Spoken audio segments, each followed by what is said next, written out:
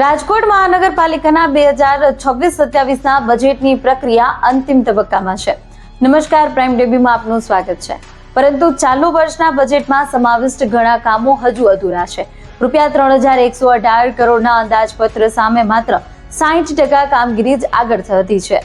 દર વર્ષની જેમ આ વખતે પણ સ્કાય વોક, ઓક્સિજન પાર્ક, યોગ કેન્દ્રો, શાકભાજી માર્કેટો જેવી યોજનાઓ ફક્ત ફાઇલોમાં જ અટવાઈ ગઈ છે. બોન્ડ ઇસ્યુ બાદ પણ મનપાને રૂપિયા 200 કરોડની લોન લેવી પડી છે.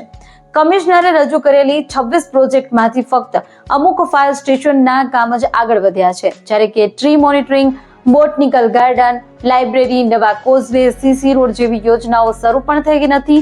શાસકો દ્વારા ઉમેરાયેલી અમુક યોજનાઓ જેમ કે આધાર કેન્દ્ર, વૃક્ષારોપણ, પ્રથમ 5 નકલ મફત, કોર્પોરેટર ગ્રાન્ટ અમલમાં આવી છે, પરંતુ રામનાથ મહાદેવ મંદિર અને નવી શાક માર્કેટોની યોજનાઓ અટવાઈ છે. જન્મ મરણ વિભાગને AI આધારિત કરવાનો દાવો છતાં આજે પણ નાગરિકોને સિવિક સેન્ટર અને આધાર કેન્દ્રોમાં લાંબી લાઈનોમાં ઉભા રહેવું પડે છે, જેના કારણે મનપા પ્રત્યે નારાજગી યથાવત છે.